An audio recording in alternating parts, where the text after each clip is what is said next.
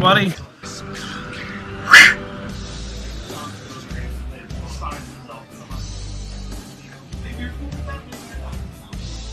Okay.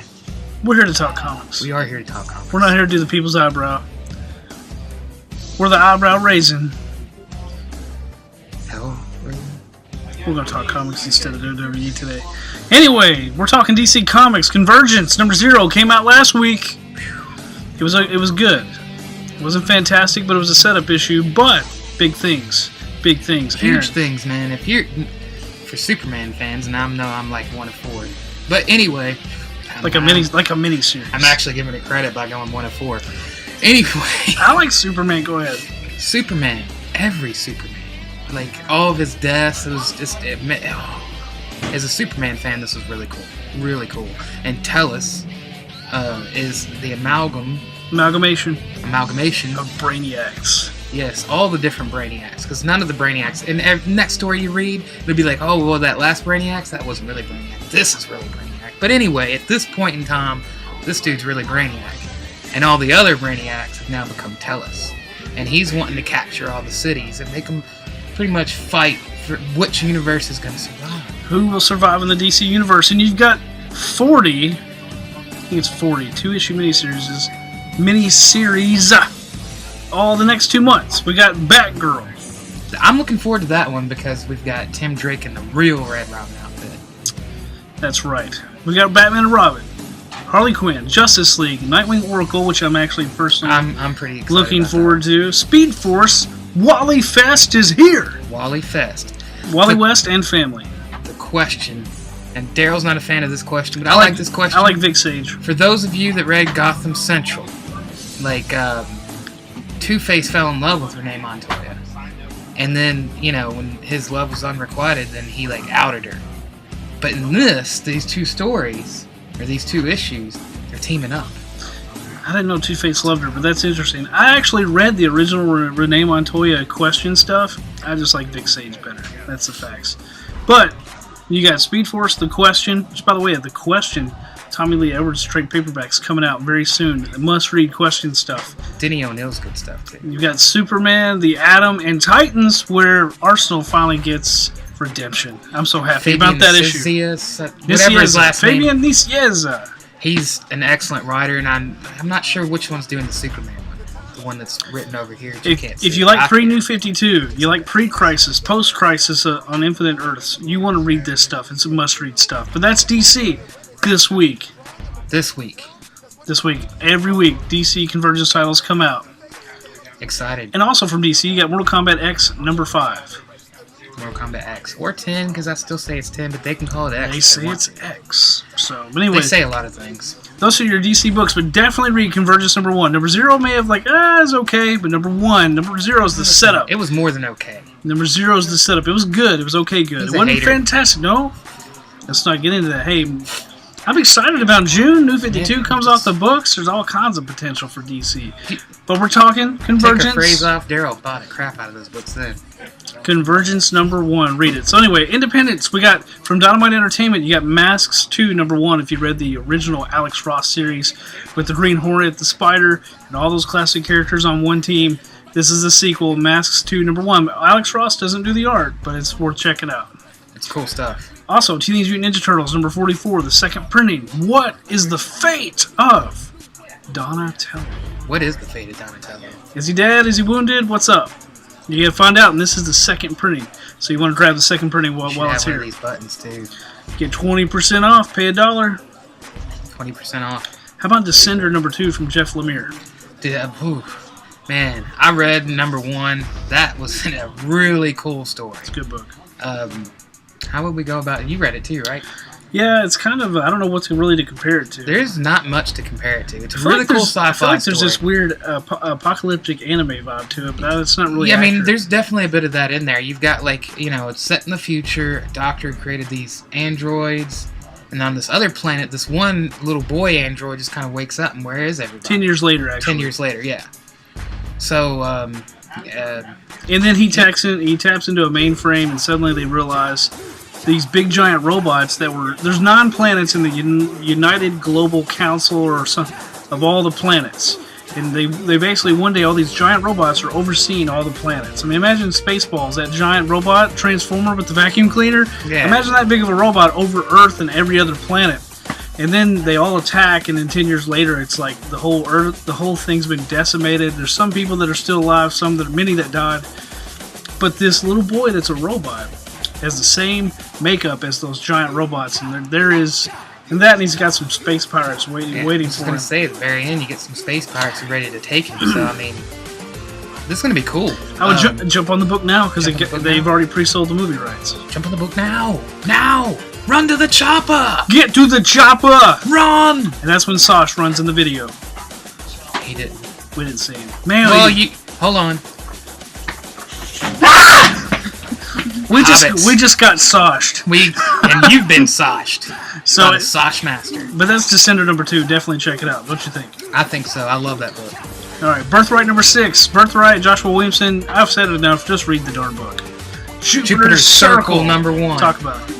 Wow, Jupiter's Legacy was a crazy story. You had all these iconic kind of superheroes, or at least they were, you could tell they're modeled after iconic superheroes. Mm-hmm. I think I forget the names. Yeah, I was gonna say this is a prequel, so it actually is a good time to try the book. It's gonna show probably, because we got a little glimpse in the beginning of Jupiter's Legacy how they got the powers, but now we're gonna follow the in between.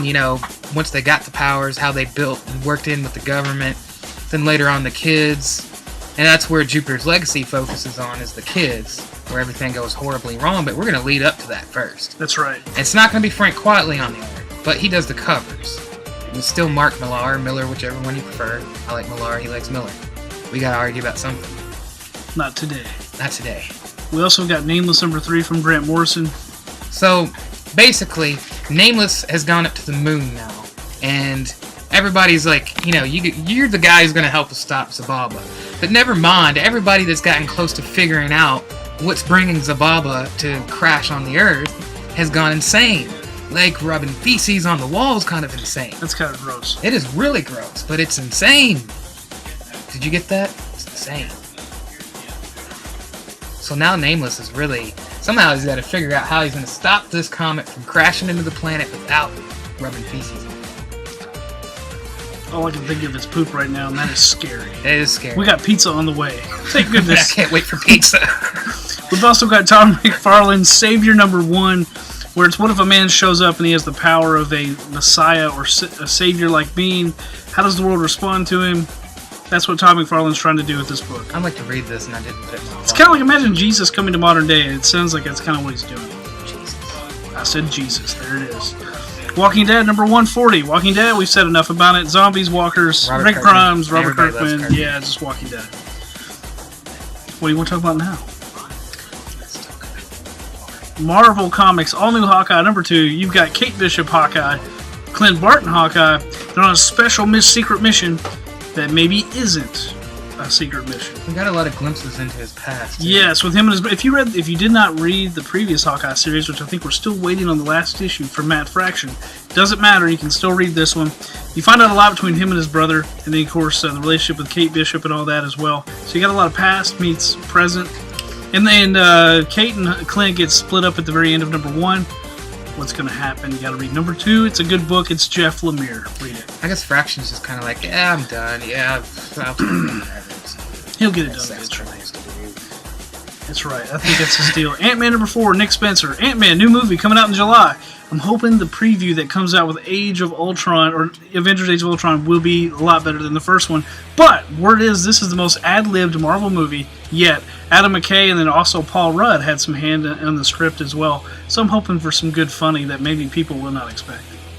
I would have preferred Right with Peg, but But anyway... Anyways. Ant-Man number 4, funny book with a lot of heart. Great book. If you like Superior Foes of Spider-Man, if you like humor with your comics, great book to read. It sounds funny. That and the Taskmaster's trying to kill Ant-Man, and the Taskmaster's too busy telling him, he's like, we're not arch enemies. Like, you're not really worthy of me. That's funny. It's pretty funny. If you like that kind of stuff, read Ant-Man. Now, one of your personal favorites. I love Bucky Barnes. Alice Cott, who's beginning to become one of my new favorite writers. The Surface is another good one, but right now we're talking about Bucky Barnes. We got old Bucky Barnes. We got present Bucky Barnes. We have Crossbones, who's out to kill Bucky Barnes. Daisy Quake. Daisy Johnson. got the in the gut, so she's kind of like bloody everywhere. And the Queen was actually supposed to be killed, but Bucky and the Queen just kind of got a little bit involved. So Bucky's like, I don't know if I'm gonna kill her. I mean, you know, why? But then the old Bucky shows up to have a conversation with current Bucky. And see, this is where it starts to get kind of Grant Morrison-ish. This is also why I probably like Alex Kai. Yeah, it's definitely got that vibe. But it's an excellent book if you know you like things just kind of go out and then come back. You would like this book. I would definitely read it. It's worth reading. Just like the next book, Darth Vader #4. Gotta love Darth Vader. And then the last issue. Did you read the last issue? I did not. We had this new female that apparently kind of deals. Oh, Afra. Yeah. Deals in arms. I think that's how you say it. Afra, I guess. Afra. You know, I wasn't as familiar. I haven't always. All I know is the variant cover of this book is still in demand. Well, you know, there's always something, right? But she's helping out Darth Vader, giving him supplies, and there's these crazy droids that's like the Empire's 3PO and R2, except they're like homicidal. Like That's the R2, cool. or it's like more of an R4, but it's a homicidal R4. Like they're scared to turn him on because you know he just might go insane and kill. That's kind of everybody. funny. It's pretty funny. I was amused by it.